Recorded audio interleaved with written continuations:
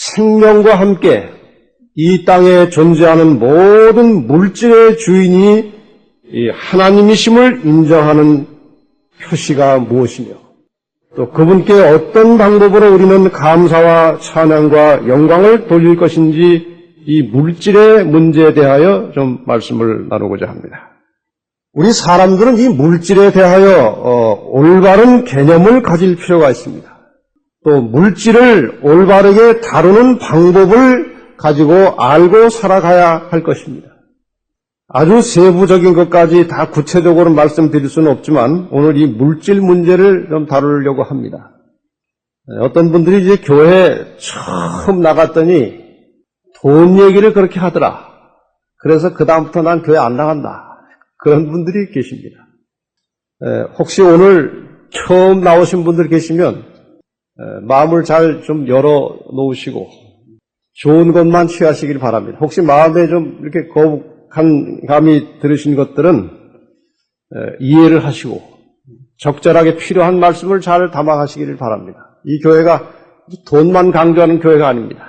성경에 나오는 모든 말씀을 골고루 여러분에게 전하고 있는데 오늘은 특별히 이 물질에 대한 말씀을 전하고자 하는 것입니다. 성경에 보면은 그 여러 사람들의 이야기가 나옵니다. 근데 그 중에 몇 이야기는 똑똑한 바보들의 이야기가 나옵니다. 절반은 똑똑한데 절반은 어리석다는 것입니다. 그 중에 한 이야기가 마태복음 19장에 나오는 한 부자 청년의 이야기입니다. 이 청년은 재물도 많았고 나름대로 사생활이 아주 단정하고 반듯하고 성실하게 사는 사람이었습니다. 예수님께 찾아왔습니다. 예수님께서 하시는 말씀이나 그분의 행동을 보니까 정말 훌륭한 랍비라는 생각이 들었습니다. 그래서 상담을 하러 왔습니다. 선생님, 어떻게 해야 구원을 받습니까? 계명을 지키라. 무슨 계명 말씀하시는 겁니까? 내 부모 공경하라, 살인하지 말라, 간음하지 말라 그런 계명 있지 않느냐? 10계명. 그거 제가 어릴 때부터 잘 지켰습니다. 그랬더니 예수님께서 하신 말씀이 마태복음 19장 21절과 22절 말씀이에요. 예수께서 가라사대 내가 온전하고자 할진대 가서 내 소유를 팔아 가난한 자들을 주라. 그리하면 하늘에서 보화가 내게 있으리라. 그리고 와서 나를 좇으라 하시니 그 청년이 재물이 많음으로 이 말씀을 듣고 근심하며 가니라. 이 청년 구원받기를 원했습니다. 그래서 질문을 하러 왔고 상담을 하러 왔습니다. 예수님께서 그의 중심을 뚫어보시고 그의 부족을 지적하셨습니다. 네가 다른 사람 해롭게 하지 않는 것 안다. 내가 계명을 충실하게 지키려고 노력하는 것 안다 이것입니다. 그러나 계명을 지키는 것은 다른 사람에게 무엇인가를 해롭게 하지 않는 것이 계명을 지키는 것이 아니고 사랑을 베푸는 것이 계명을 지키는 것이다. 내가 정말 온전하게 계명을 지킬 마음이 있으면 내 소유를 팔아 가난한 자들에게 나눠주라.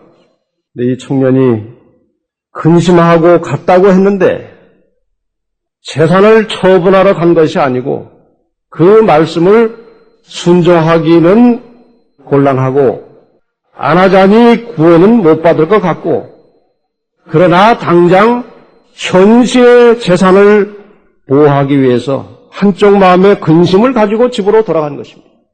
다시 돌아오지 않았습니다. 잠깐의 현실적인 욕심을 포기하지 못하고 영생을 포기하는 정말 어처구니 없이 어리석은 장면입니다. 당장 눈에 보이는 그 물질, 재산을 포기하지 못하는 것입니다. 그 너머에 있는 영원한 생명을 바라보지 못하고 현실을 극복하지 못한 이 어리석은 청년의 장면을 우리는 보면서 안타까움을 느끼지만 사실상 대부분의 사람들이 심정이 그런 것입니다. 모든 사람은 각자에게 어떤 희생이 요구될 때 본심이 나타납니다. 그냥 아무 일이 없을 때는 누가 누군지 어떤 사람인지 잘 모릅니다. 그러나 희생이 요구될 때 인간의 본심은 나오는 것입니다. 어떤 분들은 교회를 잘 다니다가 교회에 어떤 건축 계획이 있으면 이런저런 트집과 핑계를 삼아서 다른 교회로 갑니다. 왜 그렇습니까? 건축하면 헌금을 해야 되니까. 그게 아까워가지고 임시로 교회를 옮겨갑니다. 그렇게 가는 사람들은 또 교회가 다 지어지면 바로는 못 오고 또 이런저런 핑계를 대가지고 또 다시 슬며시 찾아옵니다. 물론 어쩌다 그런 사람이 있지만 이 마음의 본성적으로 대부분의 사람들은 그러한 심정을 가지고 있는 것입니다. 헌금을 작정할 때도 집에서 쓰는 돈은 굉장히 풍성하게 쓰는데 교회에 내는 헌금은 이상하게 아까운 것입니다. 여기 이 청년의 문제에 대하여 신물교훈 392페이지에 이렇게 기록하고 있습니다. 예수께서는 그의 그 청년의 품성 가운데 있는 환부를 보여주셨다. 치부를 보여주셨다 이것입니다. 그는 마음속에 한 가지 우상을 간직하고 있었다. 즉 세상이 곧 그가 숭배하는 신이었다. 하나님을 믿었지만 하나님보다는 세상과 세상에 속한 재물이 더 소중했다 이것입니다. 우상은 별거 아닙니다. 하나님보다 더 소중하게 여기는 것이 있으면 그것은 곧 우상입니다. 자녀를 하나님보다 더 소중하게 여기면 자녀가 우상입니다. 자기 집 정원을 가꾸는 것이 교회 나가는 일보다 더 중요하고 하나님 섬기는 것보다 더 중요하면 그 정원이 우상입니다. 돈 버는 일에 몰두해가지고 안식일에 교회를 나오지 못하고 하나님을 섬기는 일을 소홀히 한다면 그 돈이 곧 우상입니다. 이 청년에게 우상이 있었는데 그것은 세상과 그 재물이었습니다. 그는 모든 계명을 지켰다고 말했으나 실상은 그 모든 계명의 정신이 되고 있는 생명이 되는 근본 원칙을 망각하고 있었다. 계명의 근본 정신은 사랑이고 사랑은 자기 희생을 통하여 다른 사람들에게 베푸는 것입니다. 이 청년에게 그것이 부족했던 것입니다. 그는 자신을 사랑하고 세상 재물을 사랑함으로 하늘의 원칙과 조화되지 못했다. 아주 서글픈 이야기입니다. 이 재물의 힘은 어마어마한 것입니다. 오늘날 우리가 이 살아가는 세상에 돈 많은 사람 앞에서는 어떠한 권력자도 고개를 숙이거나 손을 내밉니다. 재물의 힘은 굉장한 것입니다. 눈에 보이는 재물이 눈에 보이지 않는 영생보다 당장 시급한 돈이 당장은 오지 않는 영생보다 훨씬 더 위력을 가지고 인간의 삶을 지배하고 있다는 것입니다. 그래서 인간은 어리석은 것입니다.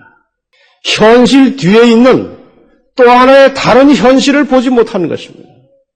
이 영의 세계는 그저 막연한 추상으로 끝나는 것이 아니고 이 보이지 않던 영의 세계는 언젠가 보이는 현실의 세계로 나타나는 것입니다.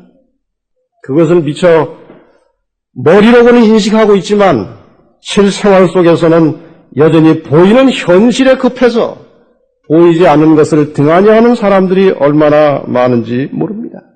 이것이 바로 똑똑하지만 어리석은 사람들입니다. 돈을 버는 데는 이 세상 사물에 대해서는 매우 명철하고 아주 매우 머리가 명석하고 아주 예민하게 이 머리를 잘 움직여서 획득을 하지만 보이지 않는 세계를 보는 눈이 어두워져 있는 것입니다. 그게 어리석음이에요. 또 하나의 똑똑한 바보 이야기는 소돔성에서 나타납니다. 극적으로 소돔을 탈출하여 도망가던 롯의 처가 그 뒤에 물질이 세상에 미련이 남아가지고 돌아보다가 소금기둥이 되는 정말 어처구니 없는 장면이 또 하나 나옵니다. 누가복음 17장 32절과 33절에 보면 롯의 처를 생각하라. 무릇 자기 목숨을 보존하고자 하는 자는 잃을 것이요 잃는 자는 살리라. 롯의 처를 생각하라. 예수님께서 직접 하신 말씀이에요. 왜 우리에게 예수께서 롯의 처를 생각하라고 했느냐 이것입니다. 그가 세상에 대한 애착과 미련을 완전히 끊어버리지 못하고 구원을 받아 나오면서도 그 미련을 버리지 못하고 다시 돌아보다가 소금기둥이 되어서 오늘날 우리에게 큰 역사적 교훈을 남겨놓았습니다. 우리는 지금 롯의 초와 같이 세상을 등지고 구원을 향하여 전진하는 사람들입니다. 좀 더 적극적으로 표현하자면 이 세상과 등을 지고 하늘을 향해서 달려가는 사람들입니다. 롯의 초가 곧 불타서 멸망당할 소돔을 떠나서 구원의 장소로 도망을 갔듯이 우리는 지금 그러한 도망자들입니다. 그런데 롯의 초가 다시 뒤를 돌아보다가 소금기둥이 된 것처럼 오늘날 이 땅에 수많은 소금기둥 교인들이 존재하고 있는 것입니다. 여전히 세상과의 관계를 단절하지 못한 채 세상 일 때문에 하나님의 말씀에 충실하지 못한 삶을 살고 있는 것입니다. 그래서 우리 주님께서 롯의 처를 생각하고 교훈을 삼아 하늘을 향해서 한 마음으로 전진할 것을 우리에게 요청하셨습니다. 세 번째 나오는 그 똑똑한 바보 이야기는 누가복음 12장에 나옵니다. 16절부터 이렇게 나옵니다. 또 비유로 저희에게 일러 가라사대 한 부자가 그 밭에 소출이 풍성하매 심중에 생각하여 가로되 내가 곡식 쌓아둘 곳이 없으니 어찌할꼬 하고 또 가로되 내가 이렇게 하리라. 내 곡간을 헐고 더 크게 짓고 내 모든 곡식과 물건을 거기 쌓아두리라. 또 내가 내 영혼에게 이르되 영혼아 여러 쓸 물건을 많이 쌓아두었으니 평안히 쉬고 먹고 마시고 즐거워하자 하리라. 하되 하나님은 이르시되 어리석은 자여 오늘 밤에 내 영혼을 도로 찾으리니 그러면 내 예비한 것이 네 것이 되겠느냐 하셨으니 자기를 위하여 재물을 쌓아두고 하나님께 대하여 부여치 못한 자가 이와 같으니라.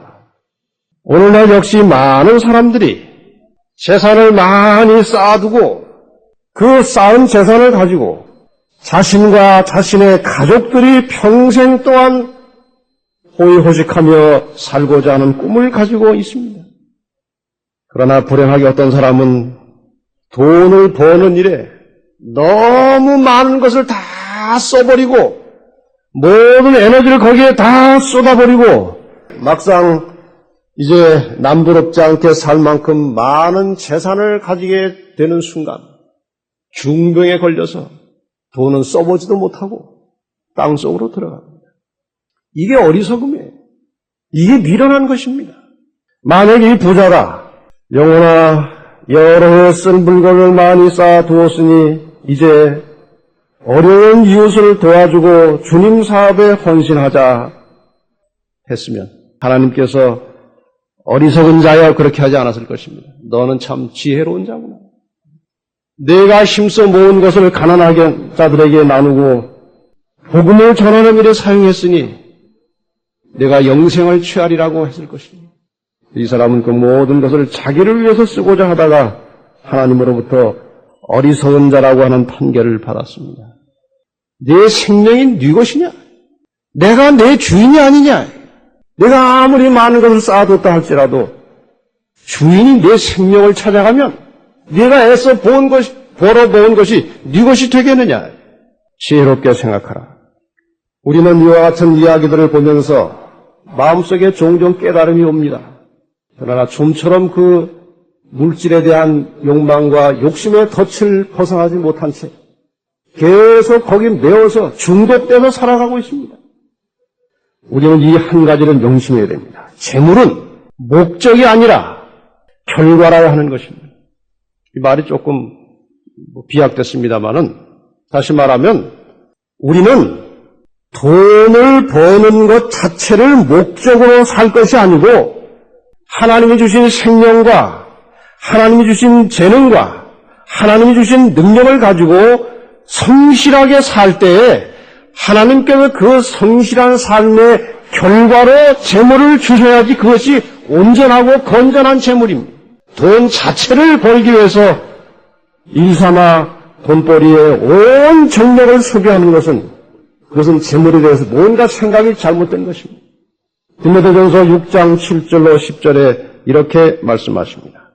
우리가 세상에 아무것도 가지고 온 것이 없음에 또한 아무것도 가지고 가지 못하리니 우리가 먹을 것과 입을 것이 있은즉 족한 줄로 알 것입니다. 부하려 하는 자들은 부자들이 아니에요. 부자들은이 아니고 부하려 하는 자들은, 다시 말해서 돈을 많이 벌어서 부자가 되려고 애쓰는 자들은 그 말입니다. 시험과 올무와 여러 가지 어리석고 해로운 정욕에 떨어지나니 곧 사람으로 침륜과 멸망에 빠지게 하는 것이라. 일단 돈이 하나의 목적이 되면 모든 수단을 정당화하는 것입니다. 거짓말도 정당화시키는 것입니다. 하나님의 말씀에 순종하지 않는 것도 정당화시키는 것입니다. 하나님, 잠깐만 기다리십시오. 그래도 돈을 벌어야 교회 가서 헌금도 할 게 아닙니까? 3년만 기다려 주십시오. 3년 정도 지나면 꽤 돈이 벌릴 것 같습니다. 돈 버는 것이 목적이 되면 모든 수단이 정당화되고 신앙인으로서 모든 근본적인 원칙을 다 상실해버리는 것입니다. 그래서 부하려 하는 자들은 그렇게 되리라고 하셨습니다. 돈을 사랑함이 일만 악의 뿌리가 되나니 이것을 사모하는 자들이 미혹을 받아 믿음에서 떠나 많은 근심으로써 자기를 찔렀도다. 돈 자체가 죄는 아닙니다. 돈이 있어야 됩니다. 이 더운 날씨에 예배를 드릴 수 있는 시원하고 쾌적한 분위기를 유지하기 위해서, 또 이렇게 식사 때가 되면 식사를 하기 위해서 교회에도 재물이 필요하고 돈이 필요합니다. 돈 자체가 아무런 문제가 아닙니다. 이 교회를 유지하기 위해서 분에 넘치게 희생하고 헌신하시는 많은 교우님들이 계십니다. 여러분들의 수고에 노고에 정말 감사를 드립니다. 그러한 모든 희생과 수고가 필요합니다. 이 교회를 유지하기 위해서. 재물도 필요합니다. 그런데 그 돈 자체가 문제가 아니라 돈을 사랑하는 것이 악의 뿌리가 되고 그 사람들이 믿음에서 떠나고 미혹을 받고 결국 그 근심 때문에 자기가 찔림을 받는다고 하셨습니다. 사랑하는 우리 하늘을 선포하고 하늘을 향해서 전진하는 우리 교회 성도 여러분들이 돈을 사랑하는 사람이 되지 마시고 먼저 하나님 말씀에 순종하고 하나님께서 주시는 재물로 하루하루를 살게 되시기를 바랍니다. 교회 다니는 사람들이 다 가난한 것이 아닙니다. 성경에 부자가 천국에 들어가는 것이 약대가 바늘기로 들어가는 것보다 어렵다고 해서 불가능함을 말하는 것이 아니에요.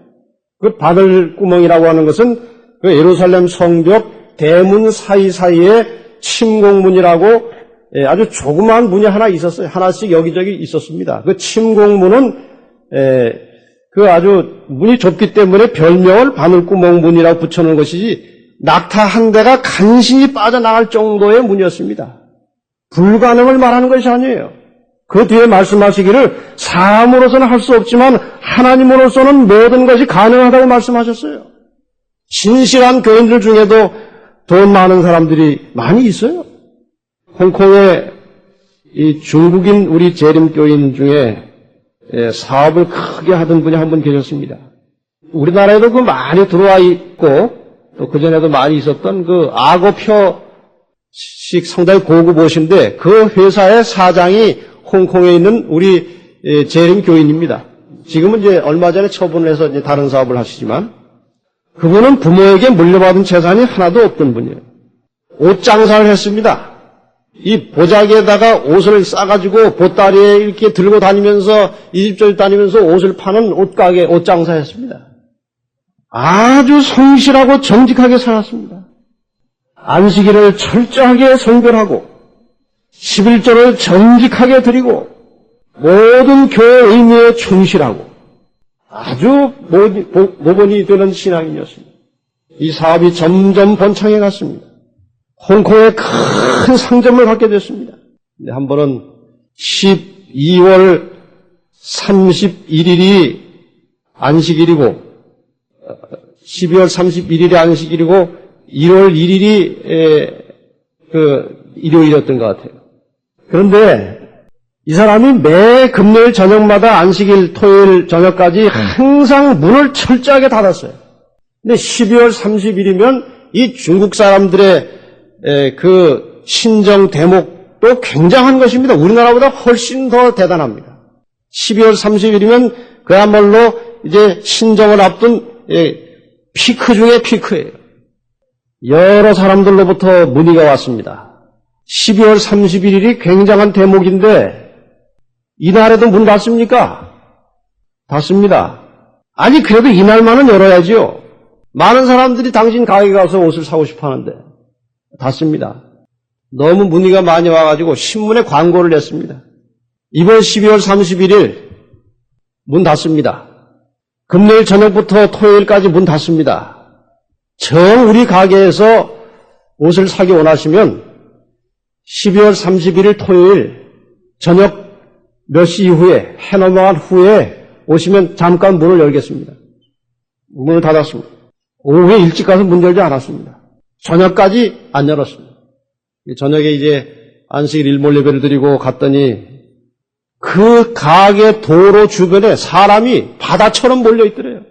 얼마나 많이 와서 기다리는지요. 그 몇 시간 매상이 1년 전체 매상 중에 가장 많은 매상을 올렸다는 것입니다. 그것은 재물이 목적이 아니라 먼저 하나님의 나라와 의를 구하는 자들에게 하나님께서 베풀어 주시는 축복입니다. 그래서 우리 하나님을 믿는 성도들은 재물을 목적으로 삼는 사람이 아니고 그것은 성실한 삶의 결과로 주시는 하나님의 재물로 생각하고 살 때에 우리의 삶이 영육간에 풍성해질 것입니다. 여러분 이 사실을 철저하게 믿으시기를 바랍니다. 하나님은 오늘도 살아 계십니다. 우리의 개인적인 삶에 간섭하시고 우리를 돕기 위해서 기다리십니다. 근데 그렇게 살더라도 재물이 모여집니다. 모은 재물이 아니고 모여진 재물이 다 있어요. 그렇지 않습니까? 하나님 뜻대로 살아도 모여진 재물이 있습니다. 우리가 모으진 않았지만 하나님이 주시기 때문에. 재물이 모여지면 사람이 이기심이 들어오게 되어 있습니다. 제가 여러 사람들을 봤어요. 가난할 때는 돈을 잘 내놓습니다. 식사비 내가 내지. 교회 헌금, 전세 빼서. 점점 돈이 많아지면 목표액이 생기고 욕심이 생겨나면 점점 사람이 인색해집니다. 이 인색해지는 마음을 하나님께서 치료하기 위해서 제도를 주셨습니다. 말라기 3장 8절입니다. 잘 아시는 말씀입니다. 사람이 어찌 하나님의 것을 도적질하겠느냐 그러나 너희는 나의 것을 도적질하고도 말하기를 우리가 어떻게 주의 것을 도적질하였나이까 하는도다. 이는 곧 11조와 헌물이라. 출애굽기 23장 11절에는 또 이와 같은 말씀이 있습니다. 제7년에는 갈지 말고, 이 갈지 말라는 것은 밭을 말합니다. 갈지 말고 묵여두어서 내 백성의 가난한 자들로 먹게 하라. 가난한 자로 먹게 하라. 밭에 그 전해에 떨어진 씨앗 때문에 저절로 소출이 있을 거 아니냐? 7년에는 땅 주인이 그 땅을 관여하지 말고 그냥 두라 이것입니다. 그럼 거기서 자연 소출에 대해서는 가난한 자들이 먹도록 내버려 두라 이것입니다. 레위기 19장 10절에 이렇게 되어 있습니다. 너는 포도원의 열매를 다 따지 말며 너의 포도원에 떨어진 열매도 줍지 말고 가난한 사람과 타국인을 위하여 버려두라. 나는 너희 하나님 여호와니라. 여기 세 가지가 나옵니다. 하나는 11조예요. 또 하나는 헌물입니다. 11조 이외에 다른 각종 헌물입니다. 또 하나는 가난한 자에게 나눠주는 구제입니다. 하나님께서 모여진 재물 때문에 이기심이 자라날 것을 치료하시고 고치시기 위해서 세 가지 제도를 주신 것입니다. 11조와 헌물과 구제하는 것입니다. 여기 구호봉사 274페이지에 이러한 기록이 있습니다.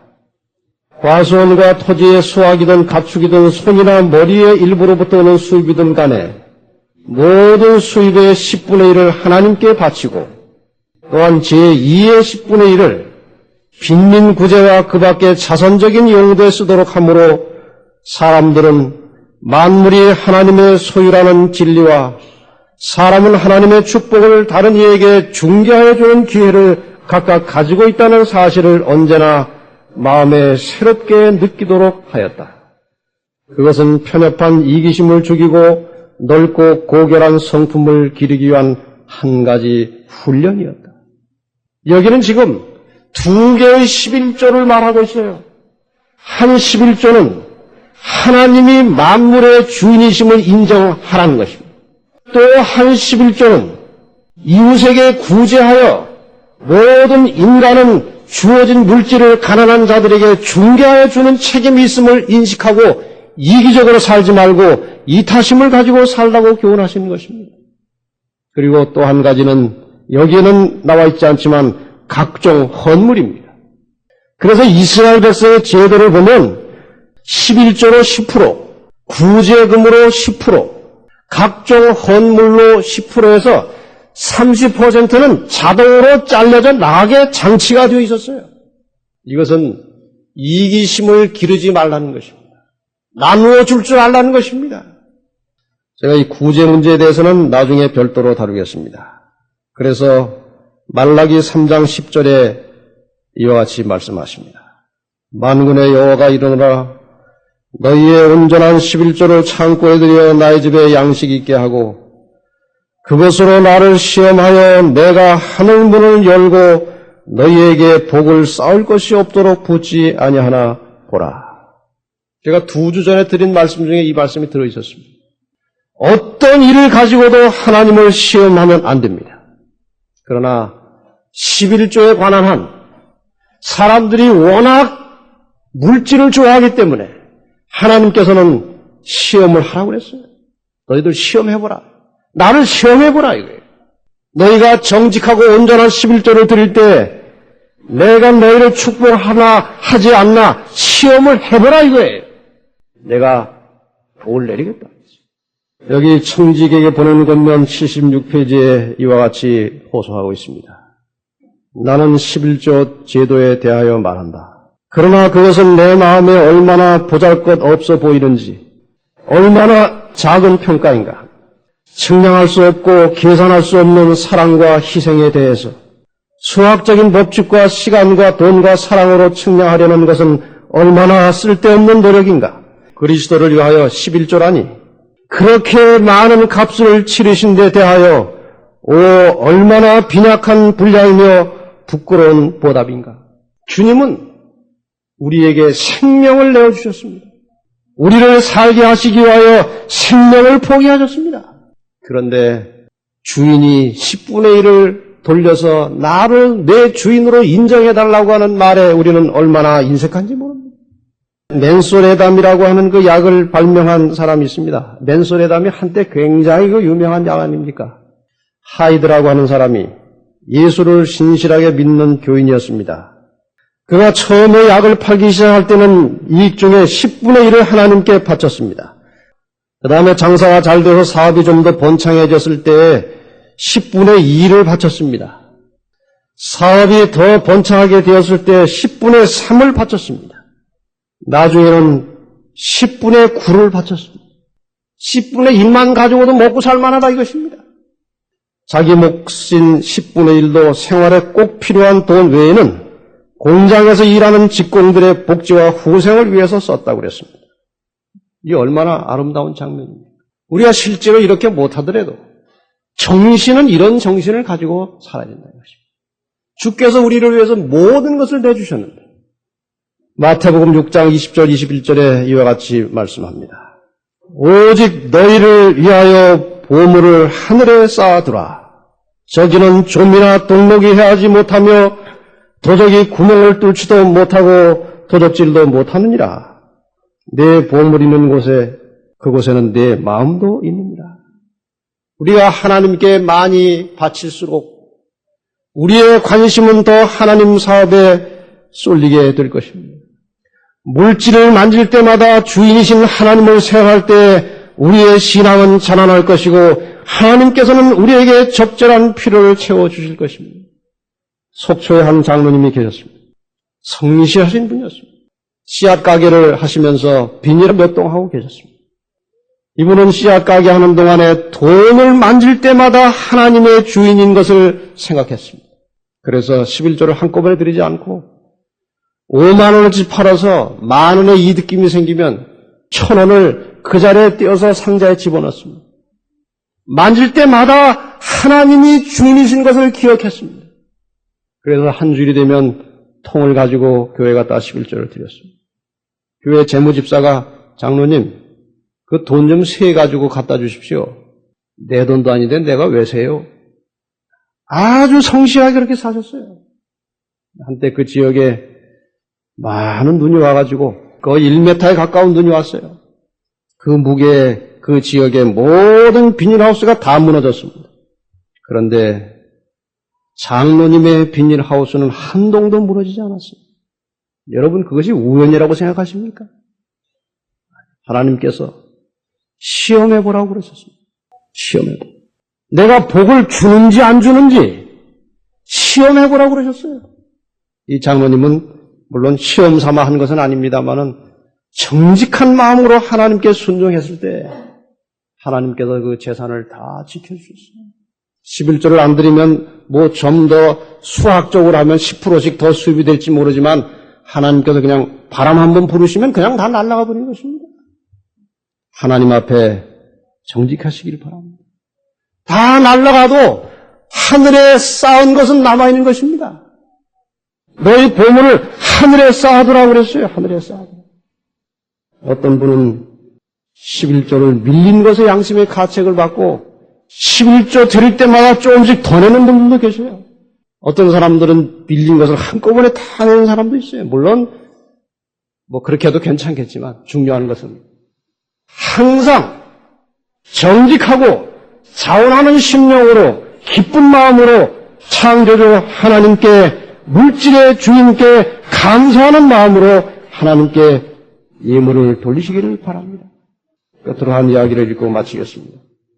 침례교회 범브런드라고 하는 목사님이 1948년부터 약 14년간 옥고를 치르고 나왔습니다. 그리고 우리 저쪽 싱가포르에 있는 그 원동지회, 옛날 원동지회 시절에 거기 어떻게 초청이 돼서 와서 설교를 하게 되었어요. 그 설교 중에 이런 이야기가 나옵니다. 저는 다니엘서의 언급 때 있는 그런 기적을 봤습니다. 다니엘과 그의 친구들이 왕의 음식을 먹지 않았지만 왕의 진미를 먹는 다른 사람보다 더 건강해 보였습니다. 저는 바로 그 이적을 제 눈으로 목격했습니다. 재림 신자들은 감옥에서 별로 먹지를 않았습니다. 우리는 감옥에서 아주 적은 양의 고기를 먹었습니다만 재림 신자들은 음식 가운데 기름기가 비록 적은 양이 들었다 해도 결코 먹지를 않았습니다. 그래서 그들은 약간의 잼을 바른 빵만을 먹었습니다. 이것이 그들이 먹고 살아간 음식의 전부였습니다. 그런데도 건강하게 보였습니다. 그들은 때때로 빵 한 조각으로 한 주일을 살아간 때도 있었고 또 어떤 때는 하루 한 조각의 빵만으로 살기도 했습니다. 여하튼 몇 년은 빵 한 조각으로 한 주일씩을 살아간 때도 있었습니다. 그리고 그 재림신자들은 11조를 매우 엄격하게 드렸습니다. 그들의 수입이란 한 주일에 빵 한 조각뿐이었습니다. 그것에서 그들은 11조를 바친 것입니다. 저는 그들이 빵 한 조각을 떼어 놓는 것을 보았습니다. 그들은 그 빵을 더 약하거나 나이 많고 병든 사람에게 돌려주곤 했습니다. 이렇게 해서 매 10주째마다 11조를 드릴 뿐 아니라 혹은 매 5주마다 혹은 3주마다 11조를 드리는 사람들도 있었습니다. 모든 일은 제가 직접 눈으로 목격한 일입니다. 얼마나 아름답고 성실한 일입니다. 감옥에서 그 조그만 빵 한 조각, 일주일을 먹어야 할 빵 한 조각에서도 11조를 정직하게 드렸어요. 하나님께서 그들을 지켜주셨습니다. 오직 너희를 위하여 보물을 하늘에 쌓아두라. 저기는 좀이나 동록이 하지 못하며 도적이 구멍을 뚫지도 못하고 도적질도 못하느니라. 내 보물 있는 그곳에는 내 마음도 있느니라. 말씀 마치겠습니다.